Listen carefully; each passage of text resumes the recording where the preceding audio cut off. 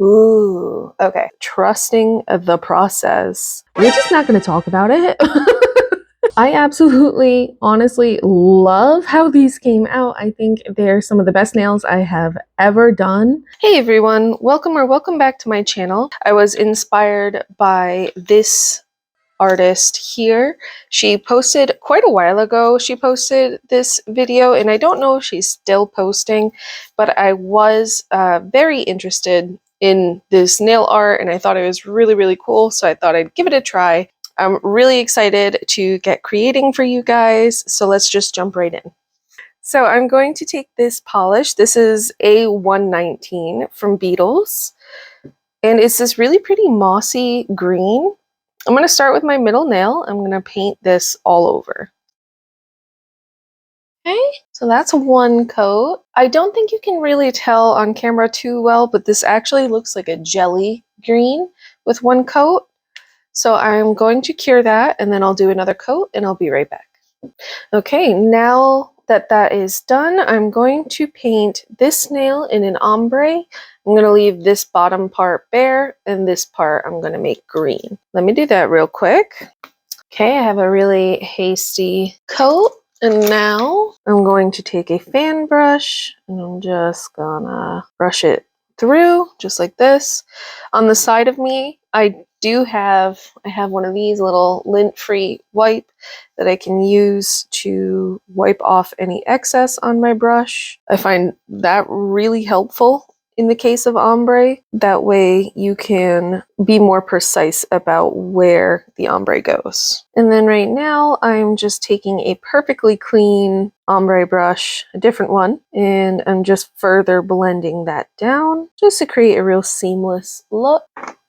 Then I'll just be alternating back and forth until I'm happy with how this first coat is looking. It is the first coat, so it doesn't have to be super precise or anything. Okay, I think that's good enough, so let's go ahead and cure that. And now I can go in with my second coat, and I'm just going to do the same exact thing. And I'll switch between my fan brush and my ombre brush, just until I get a really nice looking ombre. I will also say, if you do end up trying this and it's not working out as well as you'd hope, ombre does take practice. I've practiced a lot. I actually have an earlier video where I tried ombre and it just was not working out for me, you know. Just no matter what I did, it did not matter. It was just not going to work out for me. So it definitely takes practice. You will get there. I have kind of learned to trust the process. That is a huge thing with nails, is trusting the process. Okay, and I'm just going to give that a full 60-second cure. Okay, so here I am just painting the natural nail bed of my nails. I'm going to go a little bit beyond that, but I'm kind of doing like a reverse French style. So I'm going to make my nail bed a dark green. I just need a liner brush.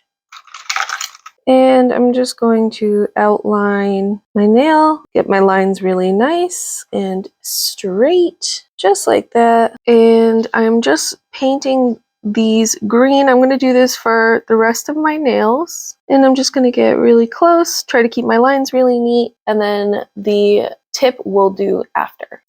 I just finished doing my little reverse French, so to speak, with my green.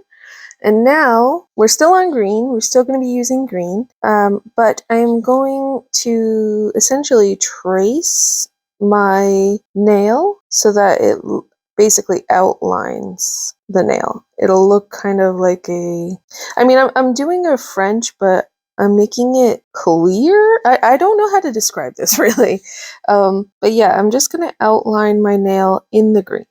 And I'm going to try and do that pretty thin, but still make it look kind of like a micro French. I want it to be thin, but not too thin. I still want people to be able to see it, you know?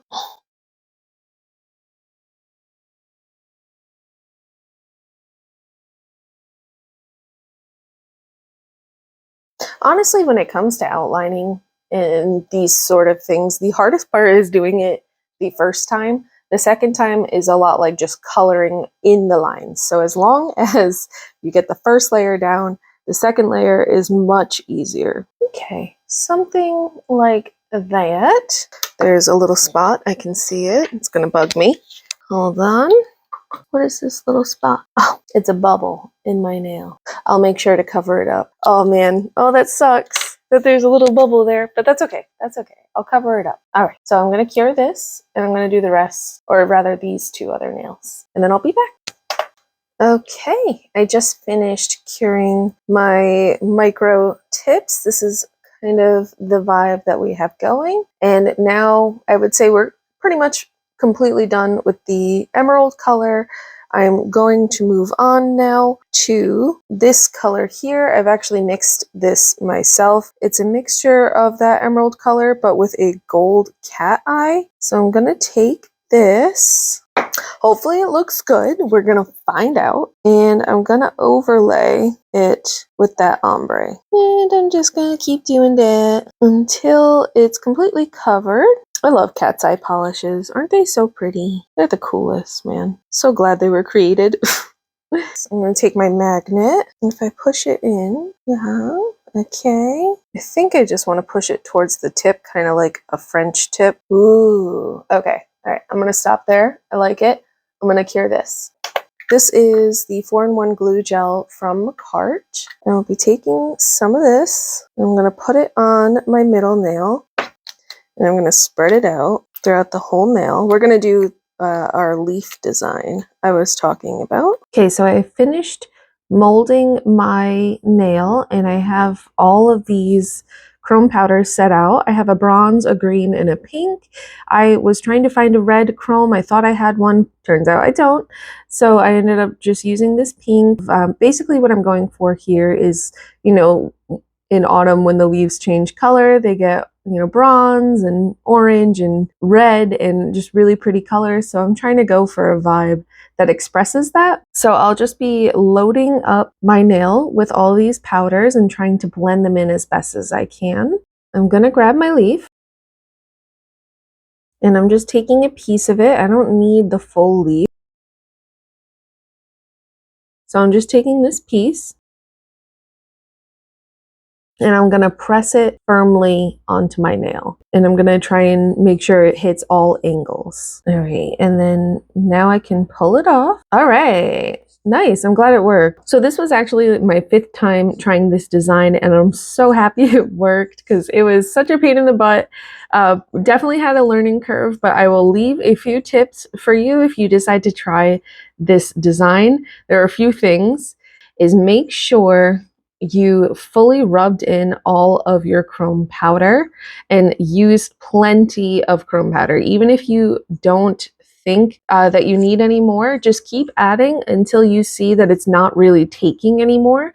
So that way you know that the product is completely saturated in the chrome. And then the next tip I have for you is use a fresh leaf. If you want to recreate this, you need a fresh leaf because of the moisture content, I believe. So yeah, I definitely think you should give it a try. Just keep those tips in mind. I really love this design. I think the person that created this, absolute creative genius. I think it's such a cool design. You guys should really check out that video if you haven't already. But yes, I'm just going to top coat it before I do anything else because I don't want to ruin it. So now the nail is top coated all nice and smooth, and I'm going to take a nail file and I'm going to just file the sides of it just because it's a little bit thick towards the end. So I'm just going to smooth that out just really quick, not too much, just a little bit. Also, while filming, if you notice my pinky is missing a nail, we're just not going to talk about it. She fell off right before filming and she's just not coming back on. I don't have the time for that. So now that we're done, we can start working on the decor. Yay! The rhinestones, the fun part, right? It's the part that everybody loves. By taking some rhinestone glue, and this one's by Beetles. Honestly, I don't know that I would really recommend this rhinestone glue.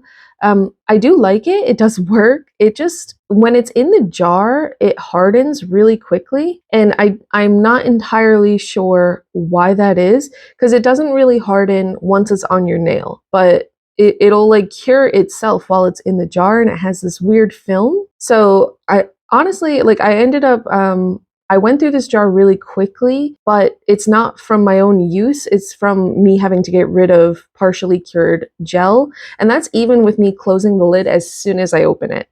Like, I take what I need and I close the lid and it still cures itself. I don't know what's going on with it. So maybe stay away from that one. You know, there are definitely better rhinestone glues out there. But yes, anyway, now I'm just going to be taking this maple leaf, if I could pick it up. I'm trying really hard to pick it up. It's not working. Oh my goodness. Oh. A few moments later. Let me try this wax. Okay, that's better. Thank good.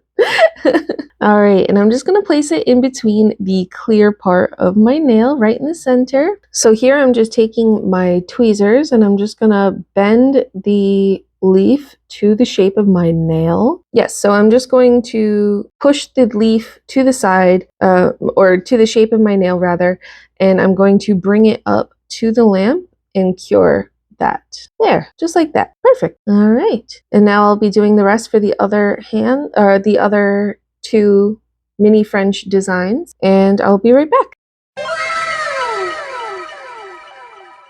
Right now, I'm just painting some rhinestone glue on my ring finger, and we're going to add some more maple leaves on this finger as well. And I'm just going to kind of place them randomly. And now I'll be taking little bits of the bronze and gold foil, just kind of randomly. Oh, if I could get this, come on. And I'm just placing them a little bit randomly, hoping that I get some smaller patches, so that way it's kind of like leaves in the distance. Just helps create some extra dimension. Okay, so here we have my gold flakes. I'm just pressing them down. This is a silicone tool that I have, and I'm just going to press down the gold and rearrange my leaves how I want them. Here I'm just bending them so that way they will fit better to my nail. I realize this, I could have done this for the 3 mini Frenches. I really wish I had, actually. It probably would have turned out even better. But, you know, the hindsight is 2020, right? So let me just bend these real quick and then we can cure this. So here I'm going back in with the rhinestone glue, and I'm just going to cover my whole nail with this because we're going to do some rhinestone art on these 3 nails. Okay, and I'm just going to take, I found these emerald stones that I have, or place this in the middle, and then I'll take my caviar beads. I'm just trying to take one that's not too small, not too big, so, you know, basically the mid-size. And I'm going to put these in my, or rather, I'm going to put these around my little emerald colored rhinestone. Okay, so I'm just moving these beads. Basically, what I want to do is I want to make this look like a piece of jewelry. Like this could be a necklace sort of situation. So I'm going to have it go around my entire nail, like outlining the green part of the nail. And hopefully, I mean, hopefully you guys can tell, I'm trying to get it to look like a necklace would. So yeah, so I mean, I'm happy with it. I like how it looks. I'm just going to make sure that all the balls are in place, and then I'm going to cure this. So now that it's outlined well, I'm going to do this sort of design for the rest of my nails. I'll do it off camera and I'll put some top coat on it afterwards, and then we'll go to the final reveal. I absolutely, honestly love how these came out. I think they're some of the best nails I have ever done. It's so fun. I think this is a perfect fall design. If you guys want to try it, highly worth it. If you watched through to the end, please consider giving my video a like. It really helps me out. Subscribe if you want to subscribe. But other than that, I will catch you in the next video. So take care for now, and I'll see you soon. Bye!